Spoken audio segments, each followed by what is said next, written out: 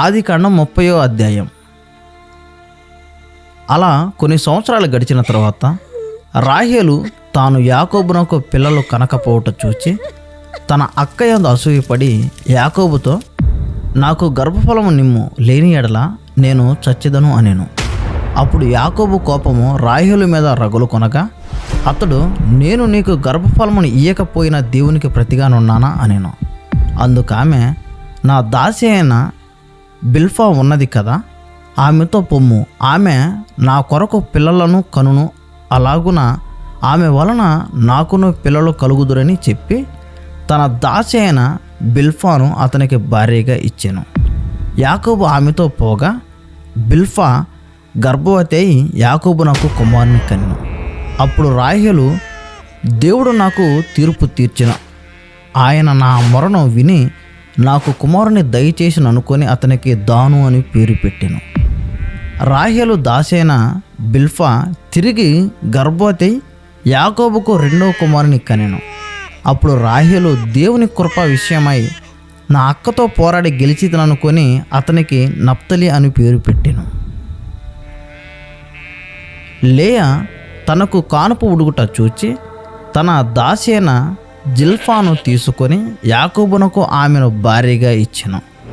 లేయా దాసి అయిన జిల్పా యాకోబునకు కుమారుని కనగా లేయా ఇది అదృష్టమే గదా అనుకొని అతనికి గాదు అను పేరు పెట్టెను.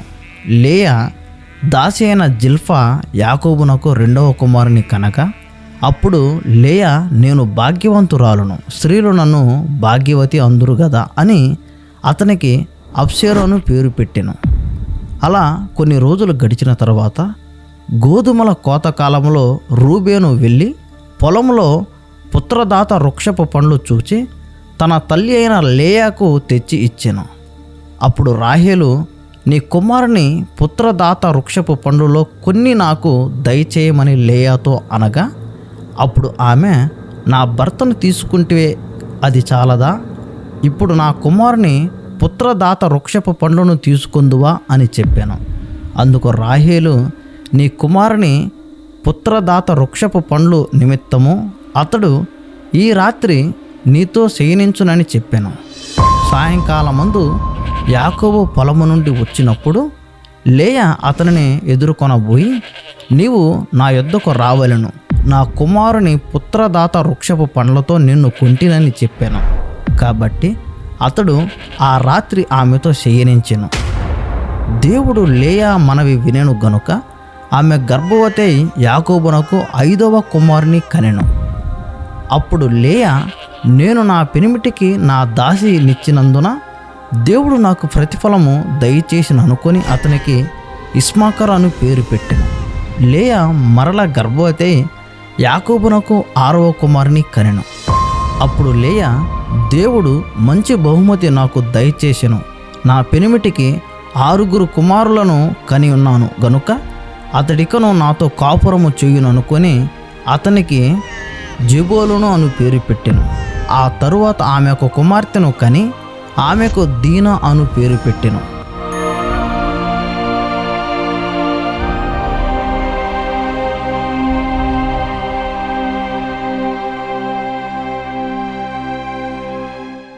అలా కొన్ని నెలలు గడిచిన తర్వాత దేవుడు రాహేలును జ్ఞాపకం చేసుకొని ఆమె మనవి విని ఆమె గర్భము తెరిచెను.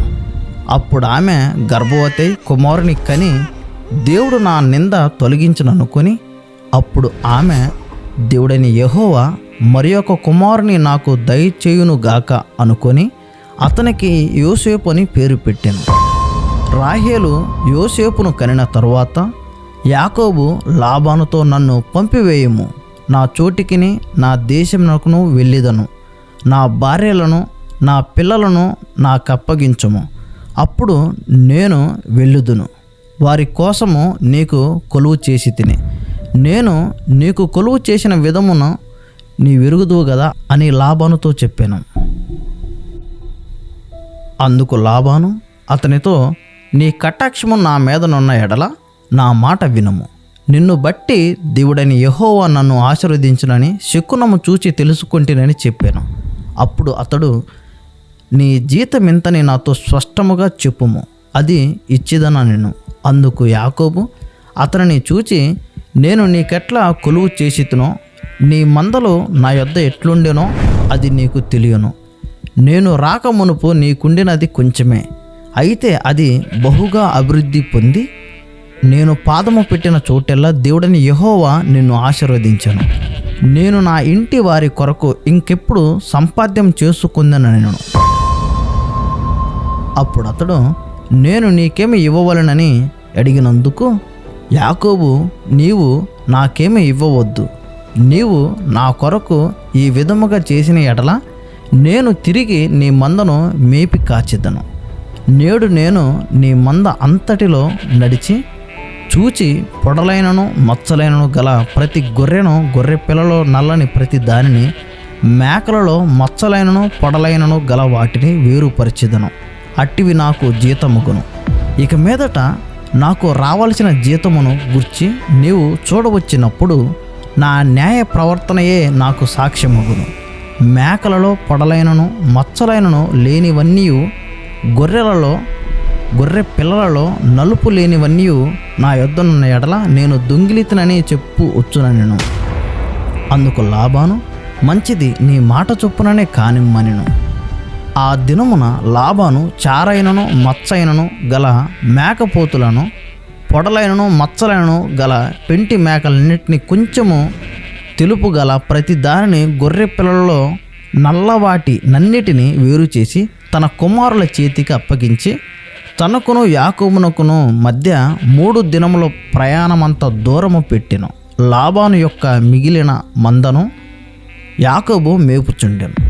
యాకోబు చీనారు జంగీసాలు అను చువ్వలను తీసుకొని ఆ చువ్వలలో తెల్లచారలు కనబడినట్లు అక్కడక్కడ వాటి తొక్కలు ఒలిచి, మందలు నీళ్లు త్రాగ వచ్చినప్పుడు అవి చూలు కట్టుటకు అతడు తాను ఒలిచిన చువ్వలను మంద త్రాగుటకు వచ్చు కాలువలలోనూ నీళ్ళ గాళ్ళలోనూ వాటి ఎదుట పెట్టగా, మందలు ఆ చువ్వల ఎదుట చూలు కట్టి చారలైనను పొడలైనను మచ్చలైనను గల పిల్లలను ఈనెను.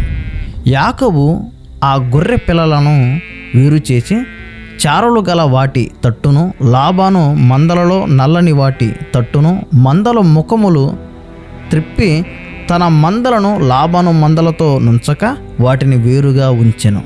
మందలో బలమైనవి చూలు కట్టినప్పుడెల్లను అవి ఆ చువ్వల ఎదుట చూలు కట్టునట్లు యాకోబు మంద కనుల ఎదుట కాలువలలో ఆ చువ్వలు పెట్టెను.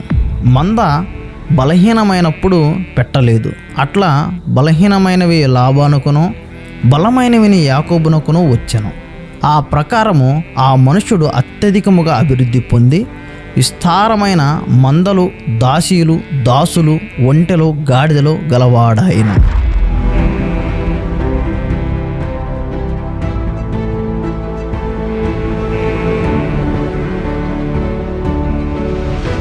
ముగింపు. దేవుడు మన దాహాన్ని, ఆకాంక్షలను గమనించి తన సమయాన ఆశీర్వదిస్తాడు. మన మానవ ప్రయత్నాల కన్నా దేవుని సంకల్పమే నిలిచేది. రాహేలు వంటి వారికి దేవుడు కృప చూపిస్తాడు. దేవుడు ఆమెకు గర్భధారణ దీవెననిచ్చాడు, ఎందుకంటే ఆమె ఓదార్చబడింది. మనిషి పోటీ పడిన దేవుని దీవెనే మిగిలేది. లేయా రాహేలు మధ్య గొడవలు, ప్రత్యర్థిత్వం ఉన్నా దేవుడు తన చిత్త ప్రకారం వాటిని మలుచుకున్నాడు. యాకోబు ఉద్యోగి అయినా దేవుడు ఆయన్ని సంపదలో దీవించాడు. ఇది చెబుతుంది, దేవునితో ఉన్న వారిని ఎవరు అడ్డుకోలేరు.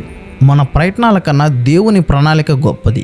ఆయన కృప మన జీవితాన్ని ఆశీర్వాదంగా మారుస్తుంది. సందేశం. దేవుడు మన ఆకాంక్షలను ఆలకిస్తాడు. మనం ఎంత ప్రయత్నించినా నిజమైన ఫలితాలు దేవుని కృప వల్లనే కలుగుతాయి. అవమానాల మధ్య దేవుని దయ గొప్పది. రాహేలు వింతగా వేధించబడిన దేవుడు ఆమెను ఆశీర్వదించెను. దీన్ని చూసి మనం ధైర్యం పొందాలి. దేవుని ప్రణాళికే శాశ్వతం. మనం ఎలా ప్రణాళికలు వేసుకున్నా చివరికి నడిపించేది దేవుని చిత్తమే. ఆపలేని కృప. యాకోబు లాబాను దగ్గర అన్యాయంగా పనిచేసిన దేవుడు అతన్ని ఎంతో అధికంగా దీవించెను. ప్రయత్నం మనది కావచ్చు, ఫలితం దేవునిదే. The efforts may be ours, but the result belongs to lord God.